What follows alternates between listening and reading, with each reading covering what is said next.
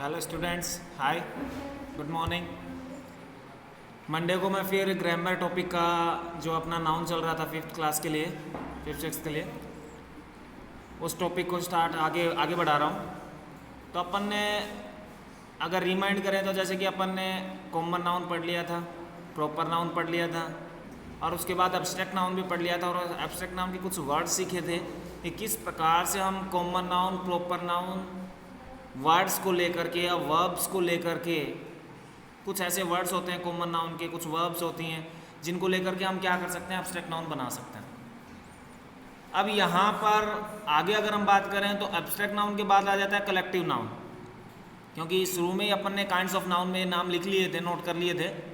तो ये अब जो अगला टॉपिक है हमारा कलेक्टिव नाउन।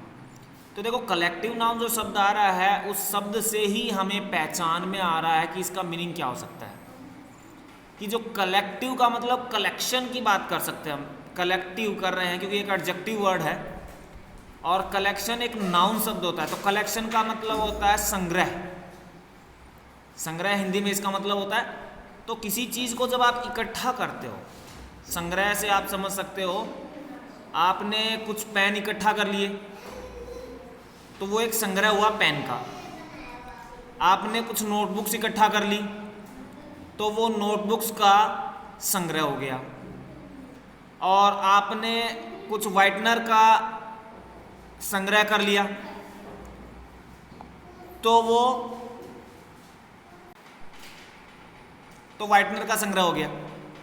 ऐसे ही हम आगे चले अगर बात करें तो ये जो संग्रह है, हम एक चौक है, एक डिब्बे में बहुत सारे चौक हैं तो वो चौक का संग्रह या कलेक्शन कहला जाएगा, नोटबुक्स का कलेक्शन कहला जाएगा, पेन का कलेक्शन कहला जाएगा। तो विशेष कंडीशन के लिए, विशेष कलेक्शन के लिए हमने कुछ वर्ड्स निर्धारित किए हैं जो कि फिर वो कलेक्टिव नाउन में आ जाते हैं। तो इसी चीज़ को हम समझेंगे। तो इसको समझने के लिए सबसे पहले आ रहा है कलेक्टिव नाउन, जो आपका टॉपिक है। इसमें देखिए लिखा हुआ है, a collective noun is the name given to a collection of a person, animals, things taken together as one. तो इसका मीनिंग क्या हुआ? इसका मीनिंग हुआ, ये डेफिनेशन है कलेक्टिव नाउन की, कि ए collective noun is the name, कि एक कलेक्टिव नाउन जो है वो कोई नाम है, given to a collection of persons, animals, things, जो कि नाम दिया जाता है एक संग्रह को, किसी व्यक्ति के संग्रह को, किसी पशु के संग्रह को, किसी वस्तु के संग्रह को, टेकन टुगेदर एज वन, और उसे एक साथ ही इस्तेमाल किया जाता है एक के रूप में। एक के रूप में का मतलब क्या है? जैसे कि अपन ये कह दें कि भीड़ है और वो भीड़ गुस्साई हुई है किसी बात से, मतलब एक भीड़, कई लोग जमा हो गए और उनको गुस्सा आ रखा है, आक्रोश है उनमें, वो किसी चीज़ के प्रति नारेबाजी कर रहे हैं, वो कह रहे हैं कि नहीं ये काम नहीं होना चाहिए, वो सारी की सारी भीड़ ये कह रही है। तो अब वो एक इंसान तो है नहीं उसमें क्या है, बहुत सारे लोग हैं और हमें ये भी दिख रहा है कि वो गुस्साए हुए हैं। तो इसके लिए हमने एक वर्ड यूज किया, मोब, MOB, ठीक है, हमने वर्ड यूज किया मोब। तो ये मोब शब्द है उन सभी लोगों के लिए यूज होगा। कहने का मतलब हम कहेंगे अरे ये क्या है, तो वो हम कहेंगे ये मोब है, ठीक है ना। तो मोब कैसे बना? उस मोब से मीनिंग ये निकलेगा कि ये लोग गुस्साए हुए हैं, किसी बात से चिढ़े हुए हैं, ये हम समझेंगे उससे, ठीक है। और ऐसे ही कुछ लोग इकट्ठा हुए हैं, जैसे कोई मैच देखने के लिए इकट्ठा हो गए या किसी मेले में इकट्ठे हो गए, उनको कोई गुस्सा भी नहीं आ रखा, वो तो ऐसे घूम रहे हैं, ऐसे ही जा रहे हैं, अपना मनोरंजन कर रहे हैं। तो उस भीड़ को हम मोब नहीं कह सकते, उस भीड़ को हमें बोलना पड़ेगा क्राउड, कि क्राउड है, ठीक है। तो कहने का मतलब ये फर्क है शब्दों का, उनका मीनिंग निकलता है। तो उन सभी लोगों के लिए जो गुस्साए हुए नहीं है, जो नॉर्मल पर्सन है, उनकी उस भीड़ को तो हमने क्राउड कह दिया। और वो लोग जो जुलूस निकाल रहे हैं किसी बात के प्रति, सरकार के प्रति हो या किसी अव्यवस्था के प्रति गुस्साए हुए हैं, तो उसको, और वो हल्ला कर रहे हैं, कह रहे हैं कि ये चीज़ नहीं होना चाहिए, ऐसा कुछ प्रदर्शन कर रहे हैं, तो उसको हमने क्राउड ने कह के क्या कह दिया, मोब कह दिया। तो ये एक समूह हो गया, यानी किसी समूह के लिए हम क्या करें, हम करें समूह के लिए। तो यहां पे ये जो शब्द है इस तरीके से हम इनका इस्तेमाल करते हैं। तो अब यहां पे देखो फॉर इंस्टेंस दिया हुआ है। फॉर इंस्टेंस का मतलब है एग्जाम्पल के तौर पे हम क्या कर सकते हैं, इनको समझ सकते हैं। तो an army is a group of soldier, यानी कि जब आपके सैनिक होते हैं, जो हमारी सीमा पर जो हम फौज में वो कहते हैं सैनिक होते हैं, उन सैनिकों के समूह को, जो वो कई सारे सैनिक होते हैं, उसके ग्रुप को नाम क्या होता है, आर्मी, एन आर्मी। तो कलेक्टिव नाउन हुआ एन आर्मी। ऐसे ही आगे चले, a swarm is a collection of bees और फ्लीज, यानी कि कोई भी मक्खियां होती हैं, मक्खियां भिनभिनाती हैं ना, झुंड में भिनभिनाती हैं, अकेली मक्खी तो आती ही नहीं है, कई सारी मक्खियां एक साथ आती हैं, है ना। तो उस मक्खियों के झुंड को क्या कहा जाता है, स्वार्म, ए स्वार्म। तो स्वार्म होता है। फिर ऐसे ही a flock is a group of sheep, भेड़ है, भेड़ों के झुंड को देखा होगा, पाली क्या करता है, वो क्या करता है, उनको इधर उधर चराता है, ग्रेजिंग करवाता है। तो उस पूरे झुंड को क्या कहा जाता है, ए फ्लॉक। शिप के झुंड को क्या कहा जाता है, ए फ्लॉक। फिर आ जाता है gang is a group of dacoits, डाकू होते हैं, डाकू समूह में रहते हैं और वो लूटपाट करते हैं, तो उसके समूह को हम क्या कहेंगे, गैंग। ठीक है, उसके लिए शब्द आएगा गैंग। अब जैसे कि मैंने पहले ही बताया था आपको, ग्रुप होता है किसका, लोगों का, और जो किसी मेले में घूम रहे हैं या नॉर्मली इधर उधर घूम रहे हैं और वो भीड़ होती है, तो उसको हम क्या कहते हैं, a crowd, a crowd of people. फिर आ जाता है a shoal is a group of fish, भाई समुद्र में, नदियों में मछलियां देखी होंगी, मछलियों का झुंड देखा होगा, तो उसको हम क्या कहते हैं, शोल, SHOALE। फिर आ जाता है मवेशी, मवेशियों में मतलब है यहाँ पे गायों का झुंड होता है, भैंसों का झुंड होता है, जेब्रा का झुंड होता है।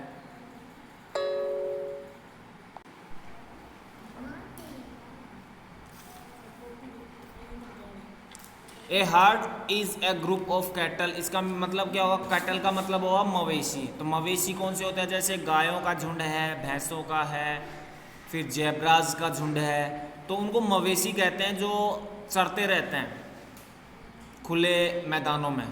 तो उसके जो पूरा ग्रुप होता है उसको हम हार्ड बोलते हैं, ए हार्ड। फिर आगे आ गया a mob is a group of angry people. तो एंग्री पीपल का मतलब मैंने बताया ना, जो गुस्साए हुए लोग होते हैं या जो आक्रोश में होते हैं किसी व्यवस्था के प्रति, तो वो जो झुंड होगा लोगों का, उसको हम क्या शब्द से, किस शब्द से जानेंगे, मोब के नाम से जानेंगे। फिर आ जाता है a fleet is a group of ships. तो जैसे कि पानी पे चलने वाले जहाज होते हैं, तो वो जहाज जब एक झुंड में चलते हैं, एक तो एक जहाज होता है और एक साथ कई जहाज चलते हैं, तो उस पूरे जहाज के झुंड को क्या कहा जाता है, फ्लीट कहा जाता है। ठीक है। और ऐसे ही एक choir is a group of singers. तो सिंगर्स जैसे जो गीत गाते हैं, कहने का मतलब जो म्यूजिशियन होते हैं, जो म्यूजिक को के साथ गाना गाते हैं, तो उसमें कई लोग जब इकट्ठा होके एक समूह में खड़े होते हैं, तो उसको हम किस शब्द से जानते हैं, ए क्वायर, उसे क्वायर कहते हैं, ए क्वायर। तो ये चीज़ है आपकी कलेक्टिव नाउन के कुछ एग्जाम्पल्स हैं जो मैंने आपको बताए अभी, किस तरीके से कलेक्टिव नाउन में हम यूज़ करते हैं। तो ये आपको समझ में आ गया होगा।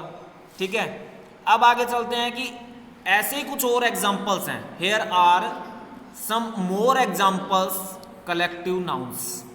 कुछ और एग्जाम्पल्स हैं कलेक्टिव नाउन के यहाँ पे, तो वो कौन से हैं ये हमें समझना पड़ेगा। ठीक है, तो यहाँ पे जैसे कि पहले आ जाता है एक committee of members, red colour में आपके लिखा हुआ कमिटी। तो मेंबर्स, मेंबर्स का मतलब होता है सदस्य, सदस्य की एक समिति, यानी कि कोई भी चीज़ से जुड़े हुए लोग होते हैं, और लोगों का जब वो समूह होता है तो उसको हम क्या कहते हैं, कमिटी कहते हैं। तो ए कमिटी ऑफ मेंबर्स। फिर एन एसोसिएशन ऑफ तमिल्स, ठीक है, तो तमिल्स की एक शाखा, ठीक है, इस तरीके से एसोसिएशन शब्द उसके लिए आएगा।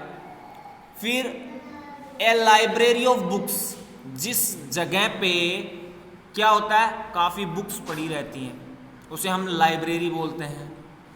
फिर ए फोरम ऑफ स्टूडेंट्स, जहाँ पे बहुत से स्टूडेंट्स होते हैं उसे फोरम बोलते हैं। ए यूनियन ऑफ वर्कर्स, किसी फैक्ट्री वगैरह में कर्मचारी जो होते हैं उनको हम क्या कहते हैं, यूनियन। यूनियन का मतलब होता है संघ, तो यहाँ पे ए यूनियन ऑफ वर्कर्स। फिर आ जाता है आपका आगे ए बकेट ऑफ फ्लावर्स, यानी कि फूलों का गुलदस्ता जो हम बोलते हैं तो उसे बकेट बोलते हैं, ठीक है। तो ए बकेट ऑफ फ्लावर्स, जिसमें कई सारे फूल होते हैं एक साथ, उसको हम बकेट बोलते हैं।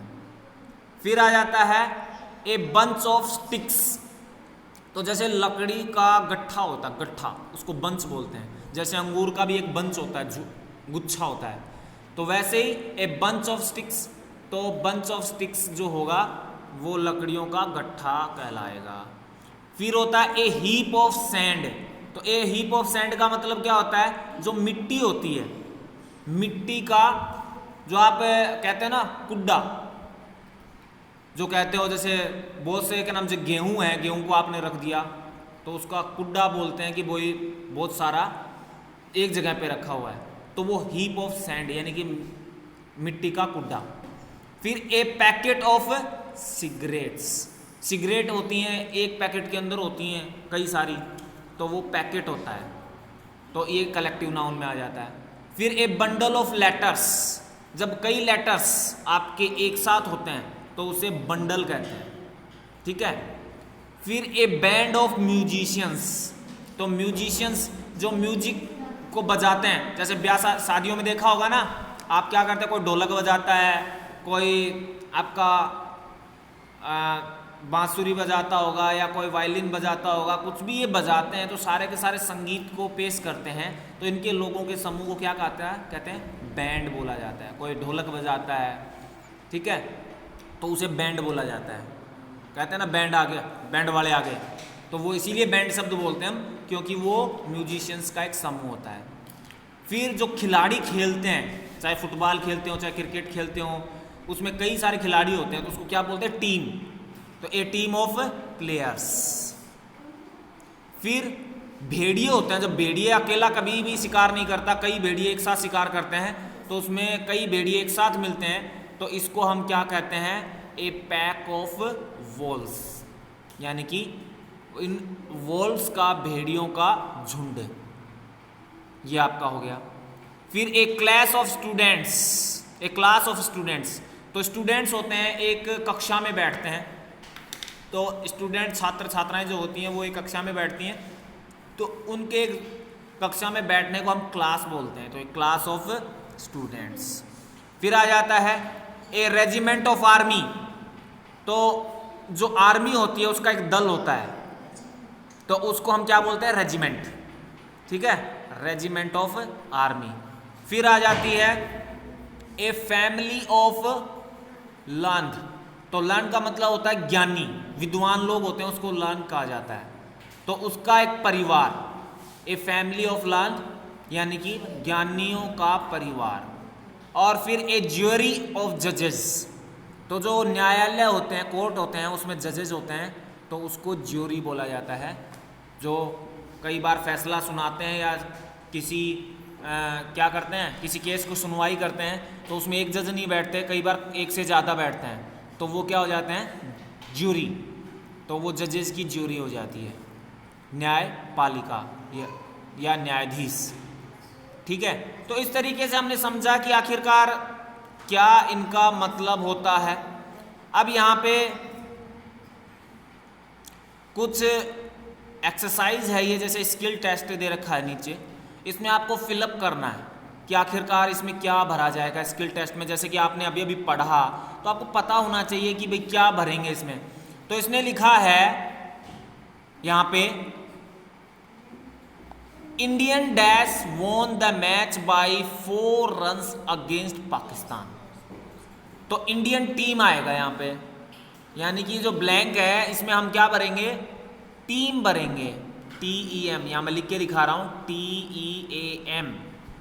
इसका मतलब टीम भरते क्या हो जाएगा, भारतीय टीम ने 4 रन से पाकिस्तान भारतीय टीम ने पाकिस्तान से 4 रन से मैच जीता, वो ने जीता, सिंपल पास्ट। फिर अगला आ जाता है the dash of robbers was caught by the police yesterday. तो रोबर्स के झुंड को गैंग कहा जाता है, तो द गैंग ऑफ रोबर्स, तो दूसरे में आंसर क्या आएगा, GANG, गैंग। ठीक है, तो gang of robbers was cot, डाकुओं का जो झुंड है वो पकड़ा गया पुलिस के द्वारा कल, तो ये इसका मीनिंग निकलेगा। फिर आ जाता है the ship had a 100 sailors. तो the ship had a of 100 sailors, तो अपन ने पीछे पढ़ा था कि जो आपका सेलर्स होता है, वो सेलर्स क्या होते हैं, सेलर्स का मतलब होता है जो नाविक होता है, जो नाव को चलाता है, नौसैनिक, उसको सेलर बोला जाता है। तो द शिप हैड ए, अब यहां पे ऑफ 100 सेलर्स, तो इस पूरे वर्ड के लिए क्या आएगा, क्रू, CREW, तो नौसेना बोला जाएगा। तो इसमें क्या भरेंगे हम, क्रू, CREW, क्रू। तो द शिप हैड ए, यानी कि जो जहाज है उसके पास एक 9 सैनिकों का, ठीक है, 100 नौसैनिकों का एक दल है। तो क्रू शब्द आएगा इसमें, तो इसमें हमें क्रू भरना होगा। समझ में आ गया, इस तरीके से इसको करेंगे। यहाँ पर ये हमारा कलेक्टिव नाउन वीडियो समाप्त होता है। अगर किसी भी प्रकार का कोई डाउट हो तो व्हाट्सएप पे आप डिस्कस कर सकते हो, फ़ोन कॉल करके पूछ सकते हो। और इस वीडियो को मैं अब यहीं पे एंड करता हूँ। अच्छी तरीके से पढ़ना, अगर कोई भी डाउट हो तो क्लियर कर लेना। तो अभी तक के लिए इंग्लिश में इतना ही, मैं अब इसको एंड करता हूँ। Okay, bye.